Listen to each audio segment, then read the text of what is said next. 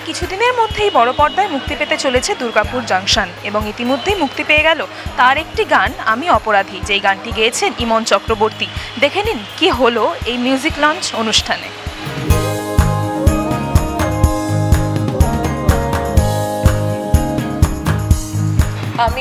আমি অপরাধী এই গানটার নাম, এবং এটা একটা ওয়েস্টার্ন ব্যালাড এবং এটা খুব ট্রিপি একটা গান। মানে যারা ট্রিপ মিউজিক শুনতে ভালোবাসেন তাদের এই গানটা খুবই ভালো লাগবে। আমি খুবই খুশি এবং কি বলবো, খুব ফুলফিলিং লাগছে আমার এই কারণে, এরকম গান আমি যে গাইতে পারি এই বিশ্বাসটা আমার নিজের উপর নিজের ছিল না, কিন্তু আমাকে অরিন্দমদা এবং আমার যারা মিউজিক ডিরেক্টরস ট্রায়ো যারা রয়েছেন তারা আমাকে এই সাহসটা জুগিয়েছেন যে এই গানটা আমি গাইতে পারি, এই ধরনের গান আমি গাইতে পারি। এরপর থেকে আমি এই ধরনের গান আরও বেশি করে গাইবো, কারণ বলে না মুঝে লাগ লাগ গাইয়ে, আমার খুবই ভালো লেগেছে। এবং তারপর থেকে আমি এই ধরনের মিউজিক শুনেছি এত, মানে এখন একটা আমার মনে হয়েছে একটা অন্য দিক খুলেছে।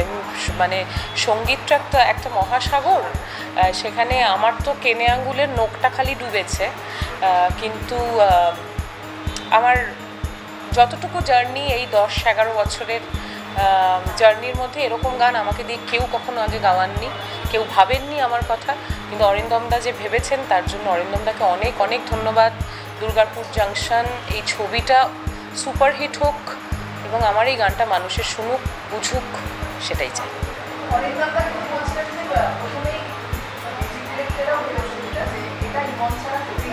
হ্যাঁ হ্যাঁ, এটা একটা দায়িত্ববোধের জায়গা, এবং আমি চাই যে আরও অনেক এক্সপেরিমেন্টাল কাজ যাতে আমি করতে পারি, এবং আরও অনেক এক্সপেরিমেন্টিং কাজের জন্যে আমাকে যাতে মিউজিক ডিরেক্টররা, ফিল্ম ডিরেক্টররা ভাবেন, সেটাই আমার ঈশ্বরের কাছে প্রার্থনা থাকবে।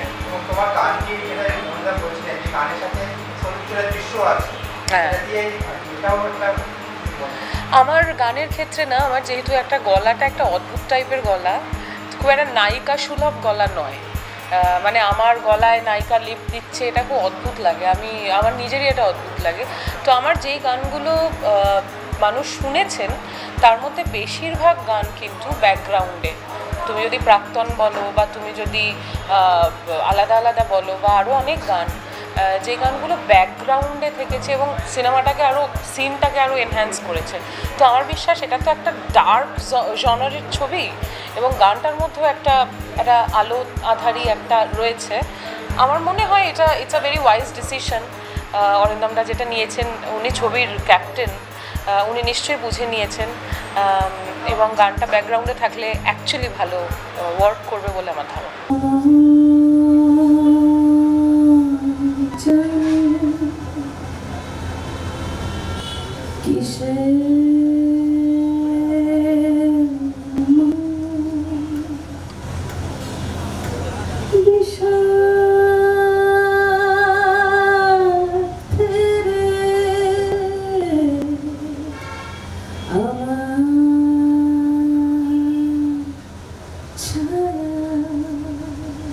আমরা অনেক ধরনের গান শুনি বা আমরা গান নিয়ে না খুব একটা চিন্তা করি না আজকাল, এটাই সবচেয়ে বড় সমস্যা হয়ে গেছে। এবং গান কিন্তু একটা বাংলা সিনেমা হোক বা যে কোনো ধরনের সিনেমা হোক, তার একটা বেসিক লাইফ লাইন, ছবির একটা লাইফ লাইন।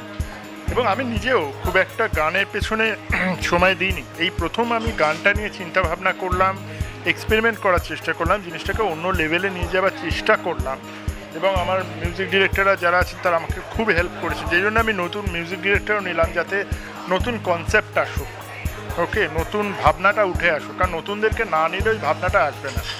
আজকে যেমন আপনি যেভাবে ফটোগ্রাফি করছেন, যেভাবে ইন্টারভিউ নিচ্ছেন, সেটাও যদি নতুনত্ব না হয় তাহলে তো আপনার দর্শক দেখবে না।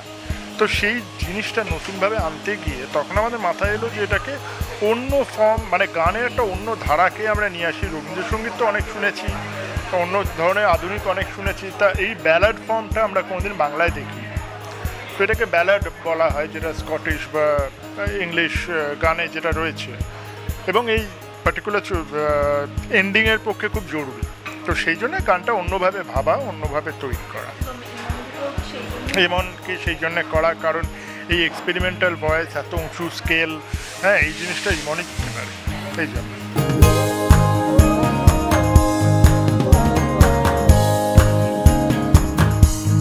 I think this is a very brave choice, of song for the film. কিন্তু এই গানটা না মানে ছবিতে বিরাট একটা কন্ট্রিবিউশন এই গানের, just the way Iman has sung it, just the effect of it. So আমি তো আমার ভীষণ উৎসাহ এই গানটা নিয়ে, and I know that the audience is going to like it and give it a lot of love. হ্যাঁ,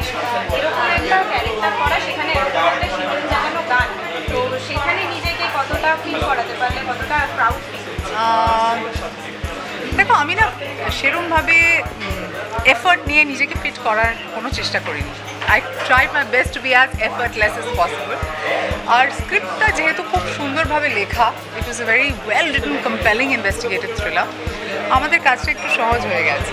and I am happy with what I have seen. আর বাকিটা তো পুরোপুরি অডিয়েন্সের উপর।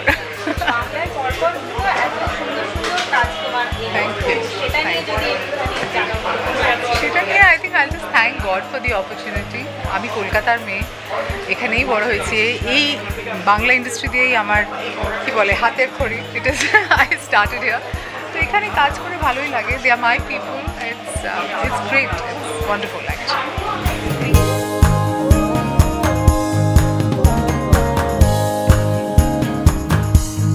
টলিউড ফোকাস কলকাতা চ্যানেলটি আপনাদের ভালো লেগে থাকলে লাইক করুন, সাবস্ক্রাইব করুন এবং আপনাদের পছন্দের ভিডিওটি অবশ্যই শেয়ার করুন। Tollywood focus Kolkata.